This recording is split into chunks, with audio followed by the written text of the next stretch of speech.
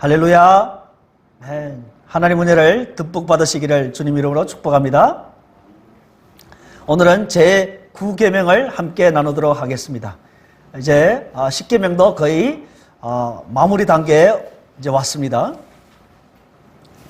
제가 초등학교 때부터 신학교 마칠 때까지 공부한 시간을 세보니까 23년이라는 시간이 되었습니다.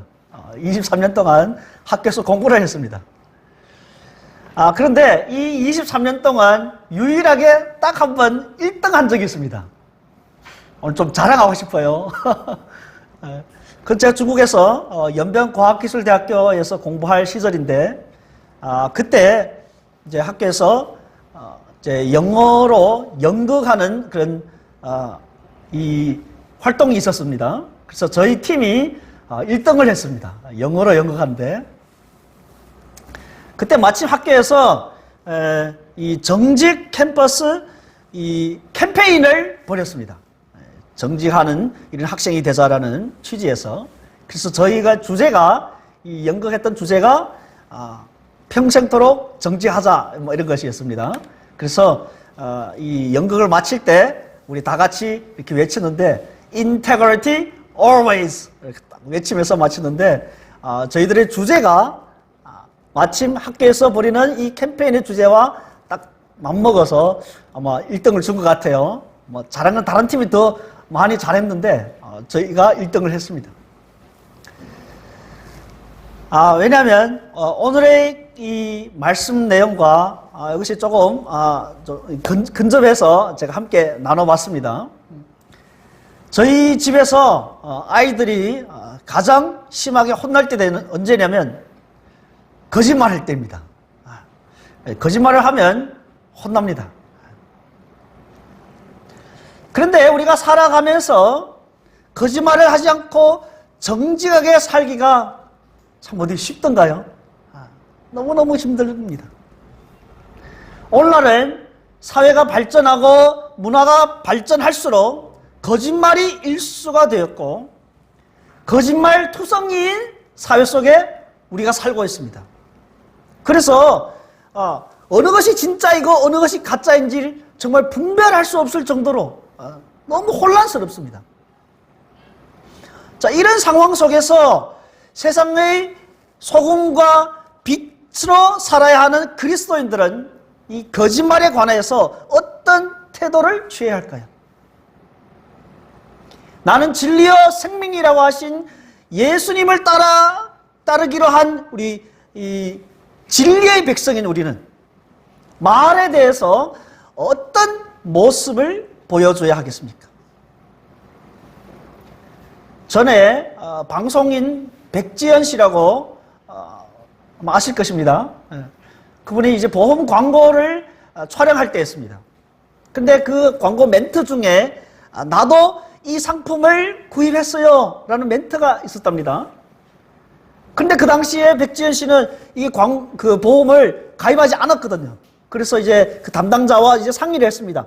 요 멘트는 좀 빼주셨으면 좋겠습니다. 그런데 담당자가 하는 말이 그러면 조금 비슷한 문구로 바꾸겠다. 그리고 광고를 마치고 나서 가입하면 되지 않느냐. 그런데 이 담당자와의 이 상의가 협상이 잘 이루어지지 않은 것 같아요. 그래서 결국은 이 촬영을 포기하게 됐습니다. 자, 이 사실이 알려지면서 사람들의 반응이 더 놀라웠습니다. 뭐라고 하냐면 정말 그게 그 이유가 전부냐? 그래서 이 광고로 인해서 버는 그 수익 수억 원이 된답니다. 그것을 다 포기했느냐? 광고 끝내고 가입하면 되지 않느냐? 바보 아니야? 뭐 이런 반응들이었습니다. 잠깐 이 광고 촬영만 하면 수억을 벌 텐데 그분은 그래서 거절했습니다. 저도 비슷한 경험을 한 적이 있는데요. 2006년도에 북경에서 제가 중국 광동성 동관으로 이제 직장을 옮기게 되었습니다. 이제 거기에서 이제 금방 개업한 이제 한국분이 개업하는 학원에서 이제 취직을 했습니다. 이제 금방 개업을 하니까 인테리어며 또 그 실내에 필요한 물품들이며 제가 적극적으로 이제 많이 도왔죠. 그리고 학원의 다른 중국 선생님들 관리하는 것도 제가 도맡아서 했습니다. 그리고 이 원장님이 젊으신 분이라 저를 또 많이 의지도 했습니다. 저도 또 적극적으로 도와주기도 했고요. 그런데 하루는 이 원장님이 그 학원 이제 홍보하는 그 홍보지를 제가 봤는데 강사 프로필에 보니까 저를 연변대학교 화학학부 석사 졸업 뭐 이렇게 써놨더라고요. 제가 석사도 아닌데 보고 나서는 마음이 좀 그랬어요. 물론 그 원장님의 입장도 이해는 됩니다. 왜냐하면 선생님들의 수준이 높아야 부모들도 아이를 맡길 수 있기 때문입니다. 그래서 제가 원장님한테 이의를 제기했습니다. 요거는 좀 수정해 주십시오. 제가 이 석사 졸업도 아닌데. 근데 원장님이 그것을 거절했습니다. 그러면서 이제 원장님과 트러블이 생기면서 결국은 제가 거기서 일을 못하고 그만두게 되었습니다. 그러면서 좀 많은 어려움을 겪었죠. 자, 거짓말을 대수롭게 생각하지 않는 이런 사회 속에 우리는 살고 있습니다. 자, 이러한 신뢰들이 이 거짓말 투성이로 충만한 이 사회의 현실들을 여실히 보여주고 있는 듯 합니다. 자, 이런 사회 속에서 진실을 지키면서 살아간다는 것은 결코 쉽지 않다는 것을 여러분은 더 잘 아실 것입니다. 여러분은 살면서 다른 사람이 나한테 거짓말을 하거나 혹은 사기를 치거나 해서 피해를 받으신 적이 있는지 모르겠습니다.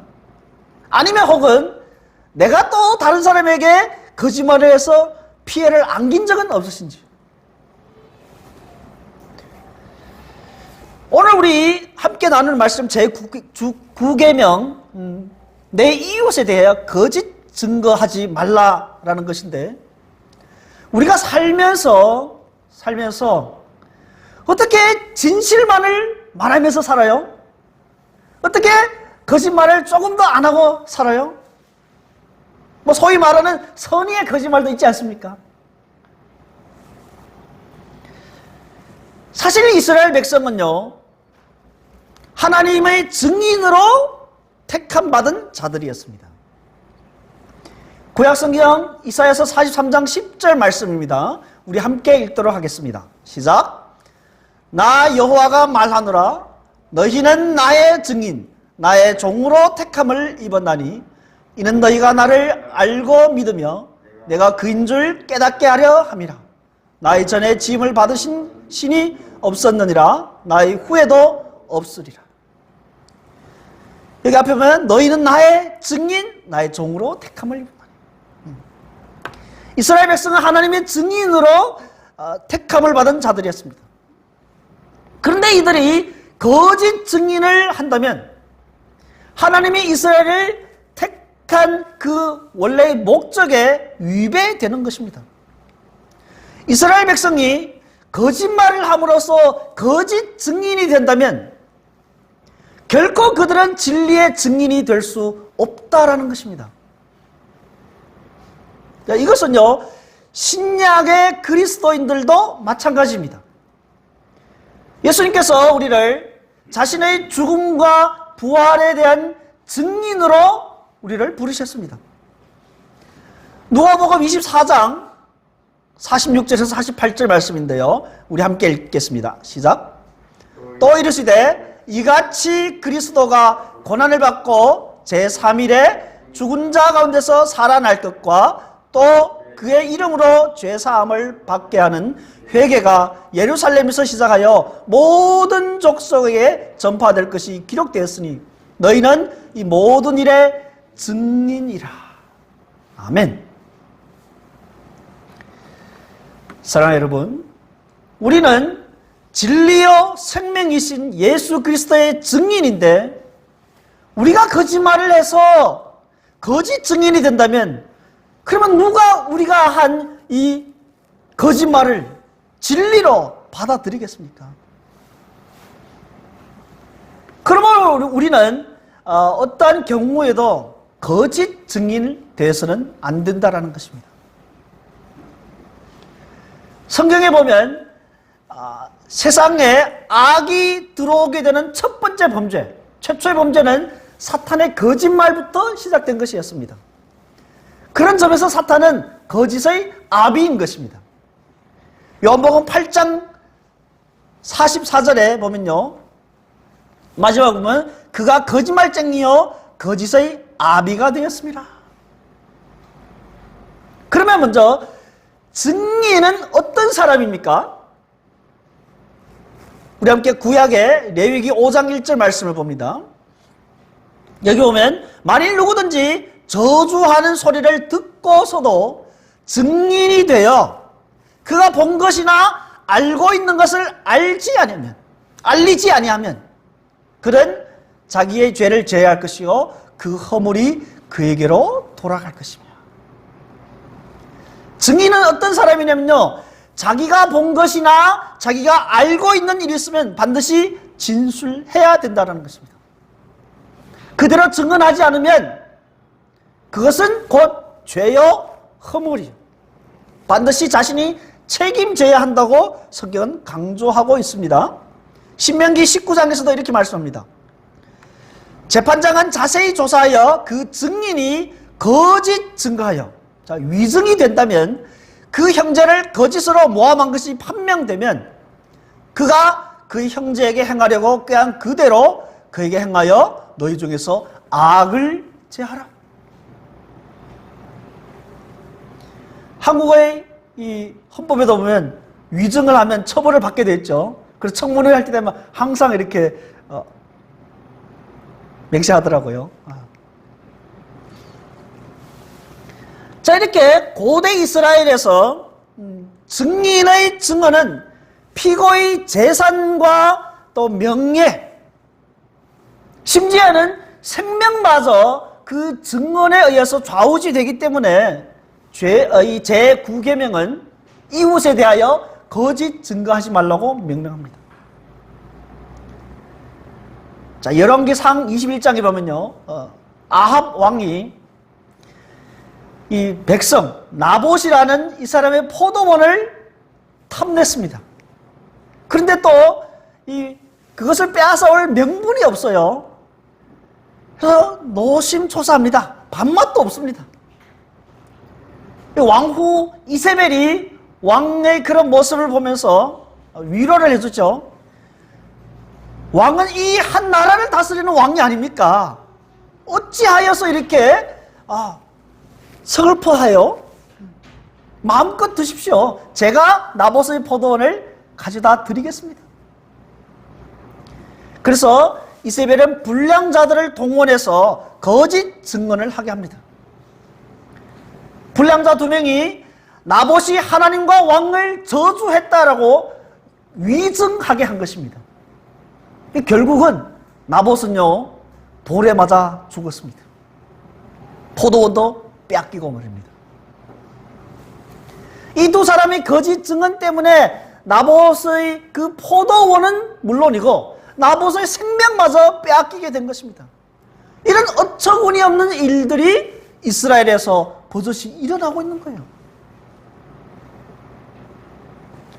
더욱 어처구니 없는 일은요, 예수님의 십자가에서 못 박히신 그 사건도 법정에서의 위증 때문이었다는 사실입니다. 사람들은 예수님에 대해서 이 사람이 내가 하나님의 성전을 헐고 3일 만에 다시 짓겠다, 이렇게 증거를 했어요. 그런데 사실 예수님이 이 성전을 내가 4일 동안에 일으키리라고 하신 것은요, 이 성전을 두고 말한 것이 아니었습니다. 예수님은 자신의 몸을 두고 말한 것이었습니다. 예수님 자신이 죽고 나서 4일 만에 부활하신다는 의미로 그렇게 말씀하신 것인데, 이들은 예수님의 뜻을 어떻게 해요? 곡해를 했어요. 그 곡해에 근거해서 위증을 하게 된 것입니다. 그래서 예수님께서 십자가에 못 박히게 된 것이죠. 거짓말은 단순히 사실과 부합하지 않는다라는 거기에서 끝나는 것이 아니라 이웃을 해하게 되는 결과를 빚게 되는 것입니다. 그래서 거짓말을 하지 말라라고 구약성경, 신약성경은 일관되게 말씀하고 있습니다. 결국 구계명은요, 이 구계명의 핵심은 이웃의 생명을 보호하기 위함에 있습니다. 잠언에 보면요, 하나님이 싫어하시는 죄가 6가지, 7가지 정도 있습니다. 근데 그 중에 거짓에 관한 죄가 3가지나 들어있습니다. 그럼 같이 보겠습니다. 잠언 6장 말씀인데요. 같이 읽겠습니다. 시작. 여호와께서 미워하시는 것, 곧 그의 마음에 싫어하시는 것이 67가지이니 곧 교만한 눈과 거짓된 혀와 무죄한 자의 피를 흘리는 손과 악한 계교를 꾀하는 마음과 빨리 악으로 달려가는 발과 거짓을 말하는 망령된 증인과 및 형제 사이를 이간하는 자이니라. 여기 7가지 중에 3가지가 거짓에 관한 죄였습니다. 저 빨간색 칠한 부분인데요. 거짓된 혀, 거짓을 말하는 망령된 증인, 형제 사이를 이간하는 자.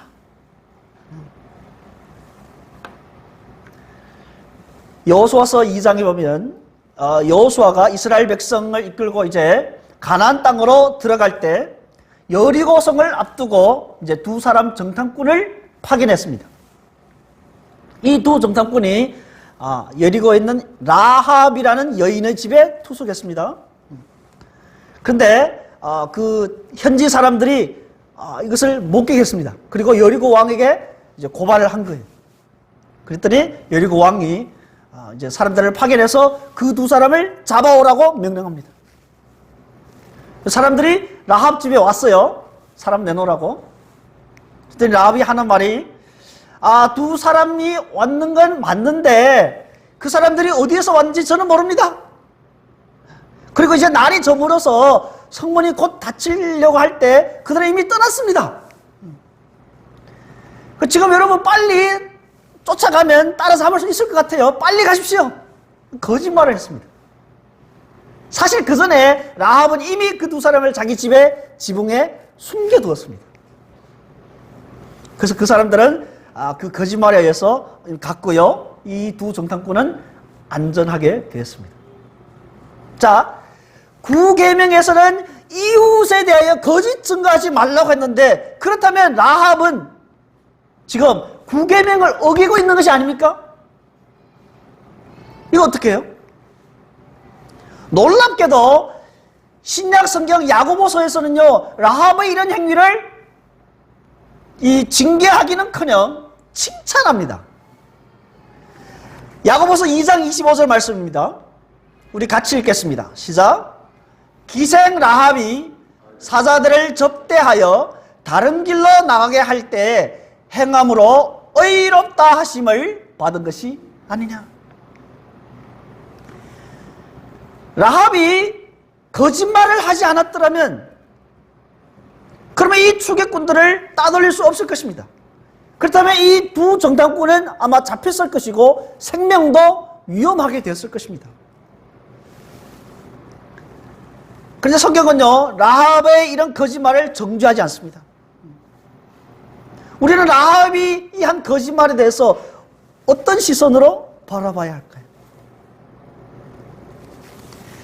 라합이 거짓말을 한 이유는 정탐꾼들이 생명의 위험에 지금 노출되어 있는 상황입니다. 만약 라합이 사실 그대로 말했다면 이 사람들은 죽을 것입니다. 그렇기 때문에 라합이 단순히 거짓말한 것이 아니라 이 정탐꾼들을 살리기 위해서 자신의 생명을 걸고 지금 거짓말을 한 겁니다. 라합은 그동안 하나님이 이스라엘 백성들을 이끌고 출애굽해서 지금까지 온 그 모든 과정들을 다 들었습니다. 하나님이 그들과 함께 하신다는 것을 들었고요. 하나님이 그래서 이스라엘 백성들이 믿는 하나님이 이 천하 만민 중에 유일하신 전능하신 하나님이라는 것을 그는 알게 되었습니다. 그래서 이제 하나님 나라가 가나안 땅으로 이제 입성하기 직전에 생명을 걸고 이들을 구하고 자신도 그 하나님 나라에 속하기 위해서 하나님과의 그 신실한 관계 속에서, 그리고 이웃과의 신실한 그 관계 속에서 라합이 행동을 취했기 때문에 성경은요, 라합의 그 행동을 뭐라고요? 의롭다라고 칭찬한 것입니다. 그렇다면 목사님, 이런 질문이 있을 것 같아요. 선의의 거짓말이 허용되었으니 그러면 선한 의도의 거짓말은 우리가 마음대로 하도 되겠습니까? 그렇달까요? 그렇지 않습니다. 살다 보면 나쁜 의도가 없는 선의의 거짓말을 할 때가 있습니다. 그런데 이런 경우를 보면 대부분은 뭐냐면 내 자신이 이 난처한 상황에 부딪혔을 때 거기에서 좀 벗어나기 위한 행동으로 이 선의의 거짓말을 할 때가 많이 있습니다. 자, 이런 경우는 라합의 경우와는 너무 본질적으로 다른 것입니다. 그래서 우리는 그것도 추구하지는 않죠. 하나님께서 성경을 통해서 거짓말을 하지 말라라고 했는데 그 이유가 무엇입니까? 왜 우리가 거짓말을 하지 말아야 됩니까? 우리 세 가지로 나누도록 하겠습니다. 먼저는 거짓말을 하지 말라라고 명령하신 그 하나님이 신실하신 분이시기 때문입니다. 하나님은요, 결코 거짓말을 하지 않습니다. 민수기 23장 19절 말씀인데요. 하나님은 사람이 아니시니 거짓말을 하지 않으시고 인생이 아니시니 후회가 없으시도다. 하나님께서 우리를 하나님의 형상으로 창조하셨기 때문에 우리는 신실하신 하나님을 닮았기 때문에 우리는 거짓말을 해서는 안 됩니다. 신약성경 에베소서 5장 1절에 보면 그러므로 사랑을 받는 자녀같이 너희는 하나님을 본받는 자가 되라. 만약 우리가 거짓말을 하게 되면 하나님을 닮는 것이 아닌 것입니다. 그래서 골로새서 3장 9절과 10절에서 보면요, 너희가 서로 거짓말을 하지 말라. 옛사람과 그 행위를 벗어버리고 새 사람을 입었으니 이는 자기를 창조하신 이의 형상을 따라 지시기까지 새롭게 하심을 입은 자니라. 하나님은 신실하셔서 본질상 그분은 일체 거짓말을 하지 않으십니다. 그래서 우리는 이 성경의 말씀을 믿을 수 있는 것입니다. 그와 반대로 사탄은요, 거짓말을 밥 먹듯이 하는 것입니다. 그래서 요한복음 8장 44절의 말씀처럼 사탄은 이 거짓말쟁이의 아비인 것입니다. 그렇기 때문에 거짓말이라는 것은 하나님의 생명과 접속되지 않는 이 불신자들, 이 사람들의 특징이라고 할 수 있습니다. 하나님의 백성은요, 신실하신 하나님을 닮아서 거짓말을 하면 안 되는 것입니다. 구약시대 때는 이 백성들을 지도하는 선지자들이 만약 거짓말을 했을 경우에는 이들은 돌에 맞아 죽는 것입니다. 무시무시하죠. 거짓말하면 이런 벌을 받게 되는 것입니다. 두 번째입니다. 예수님의 모델인데 예수님께서는 거짓말한 적이 있으십니까? 예수님은 모든 면에서 우리와 똑같아서 유혹을 받지만은 그 어떤 죄도 짓지 않으셨습니다. 히브리서 4장 15절 말씀입니다. 우리 같이 읽겠습니다. 시작. 우리에게 있는 대제사장은 우리의 연약함을 동정하지 못하실 리가 아니요 모든 일에 우리와 똑같이 시험을 받으신 이로되 죄는 없으시로다. 죄가 없으십니다. 예수님은 성자 하나님이시기 때문에 거짓말을 할 수 없을 뿐만 아니라 거짓말을 하시지도 않았습니다. 예수님은 그 어떤 상황 속에서도 거짓말을 하신 적이 없습니다. 그래서 우리는요, 예수님의 제자답게 신실해야 하며 그 어떤 경우에도 거짓말을 하지 말아야 되는 것입니다. 자, 세 번째, 제9계명은요, 사실은 이 언약 공동체, 하나님의 언약 공동체의 진실성을 도모하는 계명입니다. 하나님께서는 자신의 백성이 진실하지 못할 때는요, 마음이 아파하시고 탄식하십니다. 그래서 구약성경 호세아서 4장에 보면 이렇게 말씀하십니다. 우리 함께 읽을까요? 시작. 이스라엘 자손들아, 여호와의 말씀을 들으라. 여호와께서 이 땅 주민과 논쟁하시노니 이 땅에는 진실도 없고 인애도 없고 하나님을 아는 지식도 없고 오직 저주와 속임과 살인과 도둑질과 간음뿐이요 포악하여 피가 피를 뒤엎니라. 우리가 왜 거짓말을 하지 말아야 됩니까? 우리가 왜 항상 진실해야 됩니까? 우리는요, 하나님과의 관계에서 또 다른 사람과의 관계에서 신실해야 되기 때문입니다. 우리는 가능한 거짓말을 하지 않기 위해서 정말로 사투를 벌여야 됩니다. 왜냐하면 우리 안에 있는 하나님의 형상이 드러나기 위해서는요, 거짓말을 하면 안 되기 때문입니다. 아멘. 그런데 현대인들에게는 진실보다 더 중요한 것은 위로와 격려라고 합니다. 그러면서 거짓말하는 것을 심각하게 여기지 않습니다. 특별히 우리가 이렇게 힘든 시기를 겪고 있을 때는요, 더욱더 위로가 필요하다고 합니다. 또 진실보다 사랑이 더 중요하다고 합니다. 예를 들면 동성애에 대해서 말할 때도 사람들은 그들도 사랑하고 사랑받을 자격이 있다, 권리가 있다, 그들도 하나님의 축복을 받을 권리가 있다, 이렇게 주장합니다. 그래서 그들을 차별하면 안 된다. 성소수자들을 위한 이 차별하면 안 된다.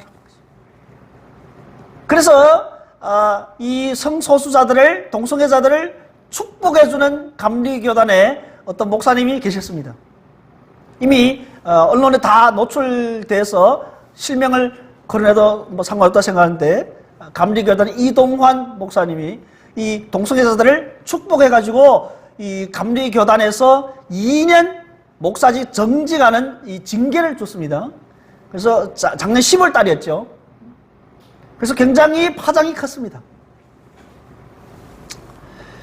언뜻 들으면 맞는 말 같아요. 그래서 사람들이 옹호합니다. 그런데 그것은 반쪽짜리 진리밖에 되지 않습니다. 엄격히 말하면 그것은 진리가 아닙니다. 신약성경 고린도전서 13장을 보면 우리는 사랑장이라고 하는데, 거기는 이렇게 됐습니다. 사랑은 오래 참고, 사랑은 온유하며, 사랑은 시기하지 않으며, 사랑은 자랑하지 아니하고, 사랑은 교만하지 않습니다.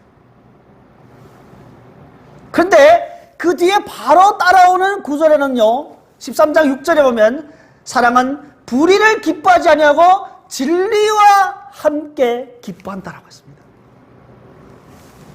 사랑한다는 이유로 진리를 말하지 않고 위로와 격려의 말씀만 한다는 것은, 그것은 불가한 것입니다. 왜냐하면 죄인인 우리가 하나님 말씀을 듣고 뉘우치고 하나님께로 돌아와야 되는데, 그렇기 위해서는 반드시 진리의 말씀을 전해줘야 하는 것입니다. 그래서 사도 바울은 에베소서 4장 15절에서 이렇게 말씀합니다. 우리 같이 읽겠습니다. 시작. 오직 사랑 안에서 참된 것을 하여 범사에 그에게까지 자랄지라. 그는 머리니 곧 그리스도라. 여기에서 오직 사랑 안에서 참된 것을 하여. 이것을 이 헬라어 원문에 더 가깝게 번역한다면 오직 사랑 안에서 진리를 말하라 라는 것입니다. 사랑하는 여러분, 사랑은 언제나 진리와 함께하는 것입니다. 위로와 격려가 진리보다 중요하다라는 그런 생각은요, 위험한 것입니다. 위로와 격려만 있고 진리가 없는 것은 위험한 것입니다. 왜냐하면 진정한 위로는 사랑으로 진리를 말하는 것이기 때문입니다. 그런데 오늘날에는 바른 말 하는 것을 별로 좋아하지 않습니다. 그래서 저는요, 항상 사람들의 미움을 받고 있습니다. 바른 소리 잘하기 때문입니다. 최근에도 이런 것을 겪고 있는데, 그래서 자매님이 저와 일체 연락을 다 끊어버렸습니다. 그런데 목사는요, 성도들의 신앙을 바로 인도하기 위해서는요, 때로는 반드시 말을 해줘야 할 때가 있습니다. 그것을 간과하고 말하지 않는다면요, 그 사람에 대한 진정 사랑, 관심도 아니거니와 하나님 앞에서도 어떻게 말할 건데기가 없는 것입니다.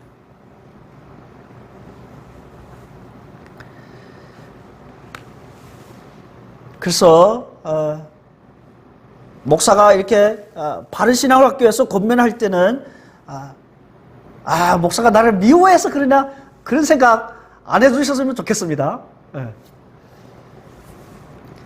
사실은 예수님께서 십자가에 못 박히신 것도요, 진리 때문이었습니다. 그리스도께서 진리를 위해서 목숨을 바치니까 하나님께서 다시 부활시키셨습니다. 가장 그 이름을 높이셨습니다. 그리고 주님은 우리를 진리를 전하는 그 증인으로 부르셨습니다. 예수께서는 제자들에게 예수님의 죽음과 부활의 증인으로 살라고 그들을 부르셨습니다. 우리 누가복음 24장 말씀을 다시 한번 읽도록 하겠습니다. 시작. 또 이르시되 이같이 그리스도가 고난을 받고 제3일에 죽은 자 가운데서 살아날 것과 또 그의 이름으로 죄사함을 받게 하는 회개가 예루살렘에서 시작하여 모든 족속에게 전파될 것이 기록되었으니 너희는 이 모든 일의 증인이라. 할렐루야. 또 사도행전 1장 8절에서는 이렇게 말씀하십니다. 우리 같이 읽습니다. 시작. 오직 성령이 너희에게 임하시면 너희가 권능을 받고 예루살렘과 온 유대와 사마리아와 땅끝까지 이르러 내 증인이 되리라 하시니라. 제자들은 목숨을 바쳐서 그리스도의 증인이 되었습니다. 주님의 죽음과 부활을 증거하다가 돌에 맞아 순교한 스데반을 사도 바울은 뭐라고 해요? 주의 증인이라고 평가를 합니다. 예수님의 12명 제자 중에 야고보는 최초로 순교당했습니다. 헤롯 아그리빠에서 참수당했죠. 주님을 3번이나 부인했던 베드로는 십자가에 거꾸로 못 박혀 순교했습니다. 베드로의 형제 안드레는 X자형 십자가에 못 박히셨습니다. 의심이 많은 도마는 인도로 복음을 전하러 갔다가 창에 찔리고 살가죽이 벗겨지며 순교당했습니다. 그들은 그야말로 진리의 백성답게 진리의 증인의 삶을 사는 것입니다. 수많은 그리스도의 증인들은요, 진리를 위해서 목숨을 아끼지 않았습니다. 그래서 초대교회에 나오는 변증가 터툴리안이라는 사람이 있는데 그분은 이렇게 말씀합니다. 교회는 순교자들의 피 위에 세워졌다. 오늘날 우리는 이렇게 좋은 환경에서 따뜻하게 편하게 예배를 드리지만 그래서 그냥 온 것이 절대 아닙니다. 순교자들의 피로 바꾸어 온 것입니다. 만일 예수님의 제자들 그리고 수많은 그 순교자들이 예수님의 죽음과 부활에 대해서 침묵을 지키거나 거짓말을 했다면 아마 그들은 죽지 않았을 것입니다. 그러나 그들은 주님의 죽으심과 부활에 대해서 진리를 말하였고 그래서 그들은 순교를 당한 것이었습니다. 사랑하는 여러분, 오늘날 기독교인들도 진리의 증인으로 부름받은 자들입니다. 그런데 우리는 진리 앞에서 어떤 증인의 모습을 보이고 있습니까? 우리는 진리의 목숨을 건 주님의 증인 맞습니까? 아니면 자신의 작은 그 유익 때문에 다른 사람에게 해가 되더라도 거짓을 말하거나 침묵을 지킵니까? 최근에 인터콥 이 선교단체 때문에 거기에서 코로나가 또 확진자가 많이 나와요. 그래서 뉴스에 계속해서 보도하고 있는데 이 사람들이 교회 건물을 빌려서 활동을 하면서 확진자가 나와서 이렇게 말합니다. 교회 담당자에게 제발 인터콥 단체가 여기 와서 모임했다라는 것은 말씀 안 해주시면 좋겠습니다. 우리가 피해를 받고 있어요. 이렇게 거짓말을 하라라는 거예요. 이런 일은 있을 수가 없는 것입니다. 제9계명은요, 이웃을 해하려고 거짓말을 해서는 안 된다라는 것도 있겠지만은 진실을 말하지 않고 침묵하는 것도 금하는 것입니다. 왜냐하면 증인은 마땅히 본 것과 또 그가 알고 있는 것을 말해야 하기 때문입니다. 그렇기 때문에 증인은 존재론적으로 진리의 소유자인 것입니다. 진리의 증인인 것입니다. 우리는 단순히 거짓말을 안 했다고 해서 내가 제9계명을 지켰어 라고 한다면 그것은 너무 단순한 것이고 피상적인 것입니다. 우리는 진리의 사람으로서요, 진리 안에 항상 거해야 하는 것입니다. 요한복음 15장 5절 말씀입니다. 우리 함께 읽습니다. 시작. 나는 포도나무여 너희는 가지라. 그가 내 안에 내가 그 안에 거하면 사람이 열매를 많이 맺나니 나를 떠나서는 너희가 아무것도 할 수 없습니다. 너희는 내 안에 거하라. 또 요한복음 15장 7절과 8절에 보면요, 너희가 내 안에 거하고 내 말이 너희 안에 거하면 무엇이든지 원하는 대로 구하라. 그리하면 이루리라. 너희가 열매를 많이 맺으면 내 아버지께서 영광을 받을 것이요 너희는 내 제자가 되리라. 오늘 설교를 마치면서 요한복음 15장의 말씀을 꼭 기억하십시오. 그래서 매일 말씀과 기도와 찬양으로 하루를 시작하면서 그러면서 거짓과 이 속임수와 조금씩 멀리 하시기를 바랍니다. 그것이 우리가 매일매일 큐티를 해야 되는 이유도 여기에 있는 것입니다. 여러분, 진리의 소유자답게 주님 안에 매일 거하면서 주님의 제자가 돼서 거짓과 허위 이런 것을 떨쳐버리고 평생 동안 그리스도의 진리의 증인으로 살아가시기를 주님 이름으로 축원드립니다. 아멘.